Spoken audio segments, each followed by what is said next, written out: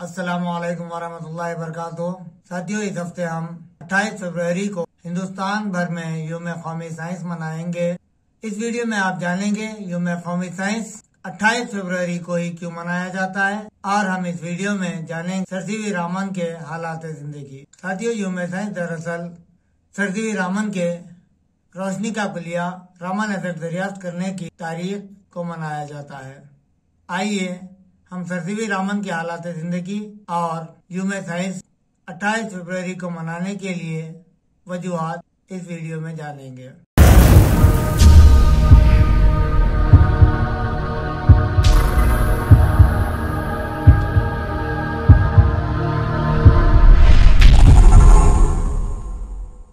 साथियों, आइए हम इस वीडियो में सर सीवी रामन के हालात जिंदगी का एक जायजा लेते हुए यौम कौमी साइंस मनाने की वजूहात को जानेंगे। सर सीवी रामन हिंदुस्तान की एक अजीम साइंसी शख्सियत हैं। आइए हम इस वीडियो में जानेंगे सर सीवी रामन के बारे में, यानी चंद्रशेखर वेंकट रामन के बारे में। इनका मुकम्मल नाम चंद्रशेखर वेंकट रामन है।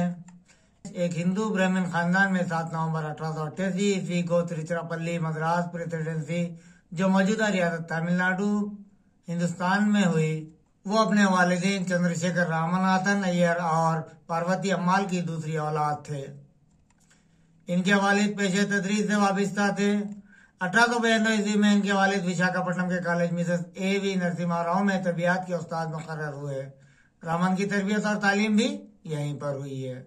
11 साल की उम्र में इन्होंने अपना मैट्रिकुलेशन मुकम्मल किया, जबकि इनका इंटरमीडिएट 13 साल की उम्र में मुकम्मल हुआ, जहाँ इन्होंने बोर्ड में पहली पोजीशन हासिल की। इनकी इस कामयाबी का रिकॉर्ड आज भी विशाखापट्टनम के आर्काइव्स में board of secondary Andhra Pradesh के तहत महफूज है। 18 साल की उम्र में यूनिवर्सिटी ऑफ मद्रास से BA की डिग्री यूनिवर्सिटी टॉपर और गोल्ड मेडल के साथ हासिल की। तो ग्रेजुएशन में इनके मज़ामीन तबियात और अंग्रेजी थे। अंग्रेजी से अच्छी वाकफियत और तबियात मजमून होने की बिना पर इन्होंने अपने BA के दौरान 1906 ईस्वी में अपना पहला साइंसी मजमून ब्रिटिश जर्नल ऑफ साइंस में शाया करवाने में कामयाबी हासिल की। 1907 ईस्वी में MA में इम्तियाजी निशानात के साथ यहीं पर तकमील किया। इसी साल इनका एक और मजमून ब्रिटिश एकेडमी जनरल में शाया हुआ, जिसके बाद इनकी शख्सियत तमाम माहिरीन साइंस की नजर में आ गई। इन्होंने IFS का इम्तिहान भी कामयाब किया। मौजूदा दौर में जिस तरह UPSC के तहत IAS, IPS, IFS को चुना जाता है, उसी तरह उस जमाने में IFS के इम्तिहानात लिए जाते थे। इनके मजमून की इशाअत के बाद इनकी तबियात के टीचर ने इंग्लैंड जाने का मशवरा दिया। ये इंग्लैंड चले गए, लेकिन वहाँ की सर्द व मरतूब आबो हवा मुवाफिक साबित ना हो सकी। वो कमजोर होते गए, यहाँ तक के तिब्दिक का शिकार हो गए। हिंदुस्तान लौट आए और 1909 ईस्वी में बहजत क्रांति ऑफिसर रंगून बर्मा पर इनका तकर्रुर हुआ। बर्मा की आबो हवा भी ज्यादा रास न आई, जिसकी बिना पर वो फिर से बीमार होकर वापस आ गए। वापसी पर 1910 ईस्वी में नागपुर महाराष्ट्र पर तबादला किया गया। 1911 ईस्वी में अकाउंटेंट जनरल कलकत्ता तरक्की पर तबादला किया गया। 1913 ईस्वी में इन्हें प्रोफेसर बराए तबियात बनने की पेशकश यूनिवर्सिटी ऑफ कलकत्ता ने की। बताना जरूरी होगा कि यूनिवर्सिटी ऑफ कलकत्ता ने सर सीवी रामन को प्रोफेसर बराए तबियात बनने के लिए पेशकश की थी। इससे पहले ये पेशकश जगदीश चंद्र बोस को पेशकश की गई थी, लेकिन वो अपनी गुनागो मसरूफियात की बिना पर बरदार हो गए। दूसरी पसंद के तौर पर यूनिवर्सिटी ऑफ कलकत्ता ने सर सीवी रामन को यह मौका फराहम किया, जिसको उन्होंने कबूल कर लिया, जिससे इनको अपनी तहकीक को आगे बढ़ाने में बहुत ज्यादा मदद मिली। इस पेशकश को कबूल करने के बाद 1914 ईस्वी में पहली जंग अजीम छिड़ गई, जो 1917 तक जारी रही, जिसकी वजह से ये बहैसियत प्रोफेसर इस ओहदे का जायजा लेने में नाकाम हुए। आखिर 1917 ईस्वी में पहली जंग अजीम के अख्ताम पर इन्होंने अपने ओहदे का जायजा हासिल कर लिया। इन्होंने 1917 ईस्वी में तबियत के प्रोफेसर के तौर पर यूनिवर्सिटी ऑफ कलकत्ता के कॉलेज राजा बाजार में शमूलियत अख्तियार की। यूनिवर्सिटी के कुछ मेंबरान ने इनकी तकर्रुरी को गलत ठहराया और मुखालिफत की वजह इनकी पीएचडी की डिग्री न होना करार दिया,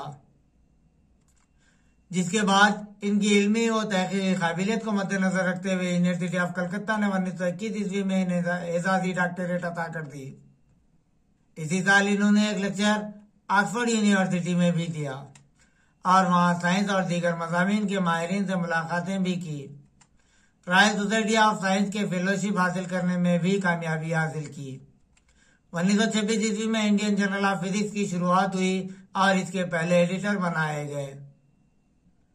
Indian journal of physics Hindustan का वो रिसाला था जिसमें 30वीं रामन का शुआओं पर मजमून 28 फरवरी 1928 को शाये हुआ, जिसको आज हम रामन इफेक्ट के नाम से जानते हैं। ये वही मजमून था जिसने 30वीं रामन को 1930 के नोबेल इनाम बराए तबियत का हकदार ठहराया। तो आप ज़ेर नजर तस्वीर में रामन इफेक्ट का तस्वीरी इजहार देख सकते हैं। ज़ेर नजर तस्वीर में आप 30वीं रामन को अपने साथ नोबेल इनाम हासिल करने वाले दीगर साथियों के साथ देख सकते हैं। 1932 ईस्वी में इंडियन इंस्टीट्यूट ऑफ साइंस के डायरेक्टर बनाए गए। इंडियन इंस्टीट्यूट ऑफ साइंस की तरक्की के लिए इन्होंने कलकत्ता छोड़कर बेंगलुरु में रिहाइश अख्तियार की। इसकी तरक्की के लिए इन्होंने हिंदुस्तान की मुख्तलिफ सल्तनतों और नवाबों से राब्ता कायम किया, जिसके नतायज हौसला अफजा रहे। इसी सिलसिले में इन्होंने नवाब दक्कन मीर उस्मान अली खान से भी मुलाकात की। हैदराबादी नवाब मीर उस्मान अली खान की मदद की बिना पर बेंगलुरु में इंडियन इंस्टीट्यूट ऑफ साइंस के लिए जमीन खरीदी गई। इनकी आजादी के बाद 1947 ईस्वी में इन्हें पहले कौमी प्रोफेसर का दर्जा भी दिया गया।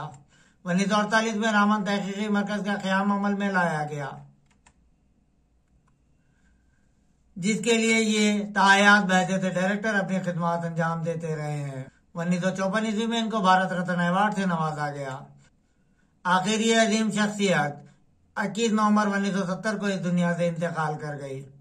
इनके इंतकाल के बाद 1986 ईस्वी में national council for science and technology education ने हुकूमत से मुतालबा किया कि 28 फरवरी को यौम साइंस करार दिया जाए, ताकि 30वीं रामन के दरियाफ्त करदा रामन इफेक्ट और 30वीं रामन को खराज पेश किया जा सके। हुकूमत हिंद ने इस मुतालबे के मद्देनजर 1987 ईस्वी से 28 फरवरी को कौमी यौम साइंस मनाने का ऐलान कर दिया। इस साल हम हिंदुस्तान का 35वां यौम कौमी साइंस मना रहे हैं। कौमी यौम साइंस के मौके पर यह उन्वान आपको पसंद आया होगा। आपकी मशवरों के लिए आप कमेंट बॉक्स में हमें लिखें। हमारे इस वीडियो को लाइक करें, शेयर करें और हमारे चैनल को सब्सक्राइब करते हुए हमारी हिम्मत अफजाई करें। आज के लिए इतना ही। आइंदा हफ्ते फिर मुलाकात होगी। अल्लाह हाफिज।